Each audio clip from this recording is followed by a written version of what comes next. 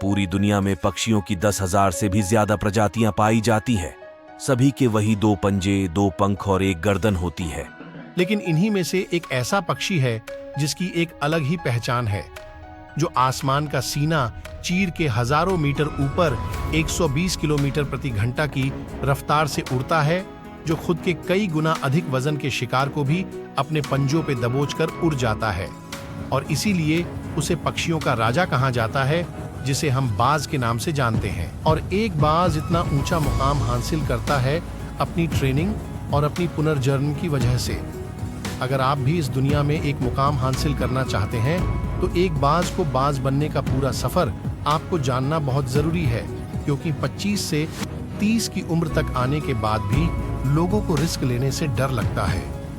लेकिन एक बाज की जीवन की शुरुआत ही रिस्क से होती है। जिस उम्र में बाकी पक्षियों के बच्चे सिर्फ छी छी करना सीखते हैं, उस उम्र में एक मादा बाज अपने बच्चों को पंजों में दबोचकर हजारों मीटर आसमान की ऊंचाइयों में उड़ जाती है। उसे ये बताने के लिए कि तेरा जन्म आसमान का सीना चीर के सबसे ऊपर उड़ने के लिए हुआ है, तेरा जन्म पंछियों का बादशाह बनने के लिए हुआ है। जमीन से हजारों मीटर ऊपर ले जाकर मादा बाज अपने पंजों से उसे छोड़ देती है और यहीं से शुरू होती है उसकी हाई रिस्क ट्रेनिंग। वो चूजा जमीन की तरफ तेजी से गिरने लगता है, थोड़ा नीचे आता है तो उसके पंख खुलने लगते हैं। नीचे आते आते वो अपने पंख फरफराने लगता है, लेकिन वो अभी तक उड़ना नहीं सीखा है। वो जमीन से कुछ ही ऊपर होता है। ऐसा लगता है कि कुछ ही सेकंड में उसका जीवन समाप्त हो जाएगा, लेकिन अचानक एक पंजा उसे अपने गिरफ्त में लेता है और वापस आसमान में उड़ जाता है। वो पंजा होता है उसकी माँ का, जो उसके पीछे उड़ रही थी। उसकी ये ट्रेनिंग तब तक चलती रहती है जब तक वो उड़ना नहीं सीख जाता है। इतनी हाई रिस्क ट्रेनिंग होने के बाद इस दुनिया को एक बाज मिलता है।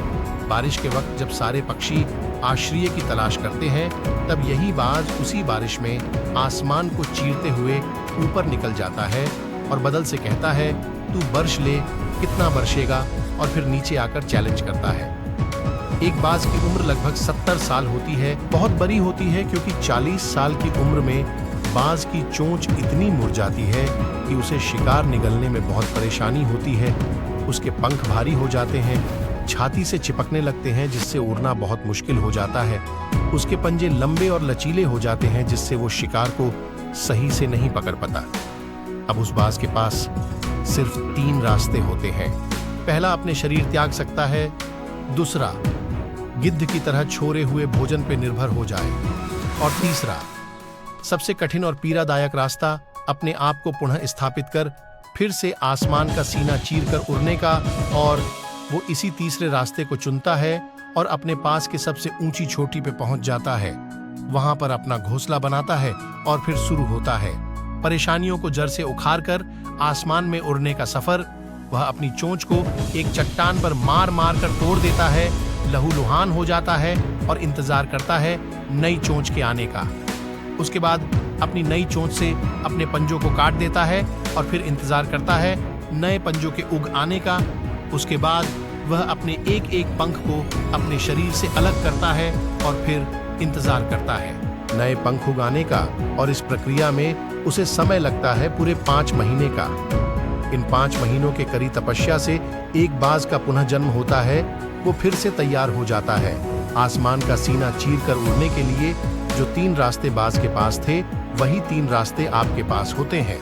लेकिन कुछ लोग पहले रास्ते को चुनते हैं और परेशानियों के तले दबकर सुसाइड कर लेते हैं। ज्यादातर लोग दूसरे रास्ते को चुनते हैं। वो परेशानियों का बोझ पड़ते ही अपने लक्ष्य को छोड़कर एक नॉर्मल लाइफ जीने लगते हैं। और कुछ वो लोग भी होते हैं जो इस परेशानियों को लात मारकर अपनी मेहनत के दम पर बाज की तरह आसमान की बुलंदियों को छूते हैं। दोस्तों, बाज की यह ट्रेनिंग हमें बहुत बड़ी सीख देती है कि अगर रिस्क लेना पड़े तो लो कि अपने फील्ड में अपने आप को इतना ट्रेंड कर लो कि उस फील्ड में आपसे ऊपर उड़ने के बारे में सोचकर लोगों के पसीने छूट जाए।